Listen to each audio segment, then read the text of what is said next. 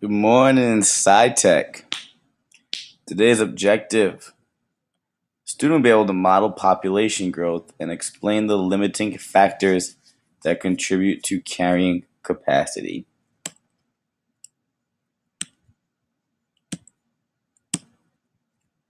Alright, linear growth. Imagine this.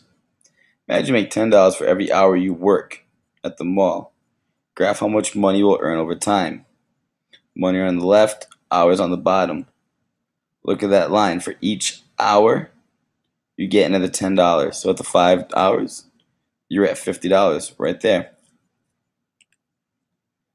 Now we're going to plot the number of organisms over time, and we're going to show the same thing, how the number of organisms grow. 1. Number of organisms, hours over hours, the bottom, right there, goes to 2 organisms. 2 hours goes to 4, right there. 3 hours goes to 8. 4 hours goes to 16. You can see that over time, the numbers of organisms are multiplying by 2. Now the difference is linear growth is steady growth. It's a straight line.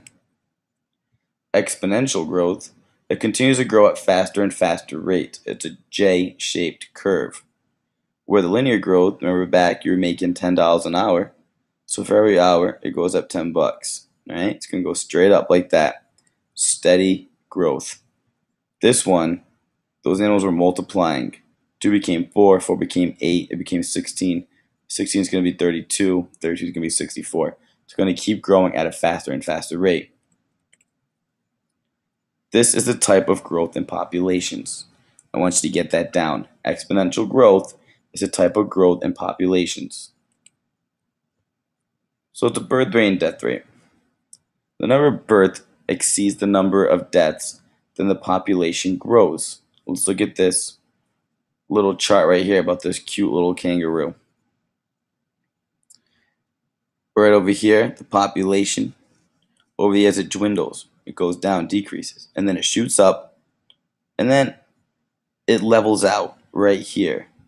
Small little decrease, increases, shoots down a lot, and then it's stable the next few years. And then it's slowly climbing. But look at the rate that it's climbing. It's going up by the billions over the years. It's a lot of kangaroos. And then it peaks right here, and then it drops down. And you could probably assume that the same pattern is going to happen. Lowers, evens out, rises, lowers, evens out.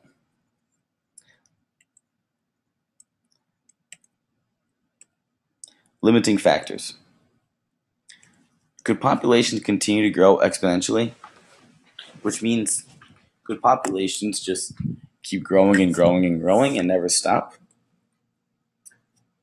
Well, they can't. There's a thing called limiting factors. Biotic and abiotic factors that limit growth and reproduction. What this means, that whether it's something living or non-living, biotic or abiotic, it stops the growth and reproduction of an animal. Some examples: sunlight, climate, temperature, water, food, space, competition with other organisms. In these examples, there's living and non-living things. Right now, with the problem of global warming, the climate is getting warmer and warmer.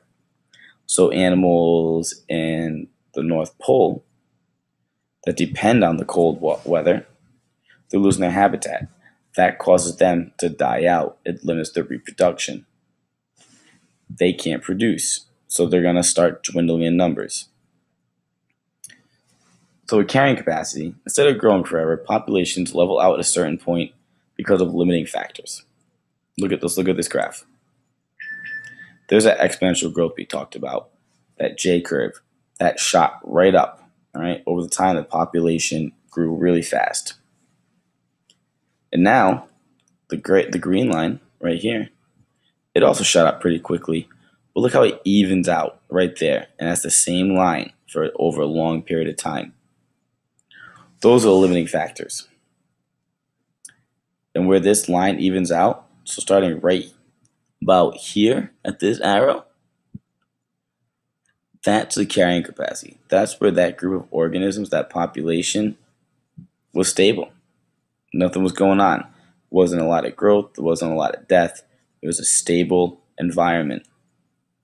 That's what a carrying capacity is. It's their stable environment. Right here, make sure you have this definition down. The maximum number of organisms that an environment can support. We're going to go over a quick little graph together. Don't write this down. Just really pay attention to it. The grizzly bear population of region in Alaska is shown below. We're going to graph the data. What is the carrying capacity? When does this population reach carrying capacity? And what possible limiting factors are preventing further exponential growth? So, over the years, 1930, there's 6,000 grizzly bears. And then from 1940 to 1950, that goes from 9,000 to 20,000. That's exponential growth. That's a huge increase. And it's still going. Next year, 1960, we have 23,000 grizzly bears. And it's still rising, but it's making more. It's rounding out more. All right, so it's not rising as much as it once was, but it's still going up. 1970, 23,500 bears. 1980, 24,000. In 1990, 24,000. So, what do we notice about the last 2 decades, 1980 and 1990? They have the same number, right? What do you think their carrying capacity would be? Well, if you said 1980 and 1990 at the rate of 24,000 bears, you're correct. That's where the environment stabilizes. Carrying capacity, 24,000. Hit it in 1980. What would be some limiting factors? I want you to go and name some on the right side in the box.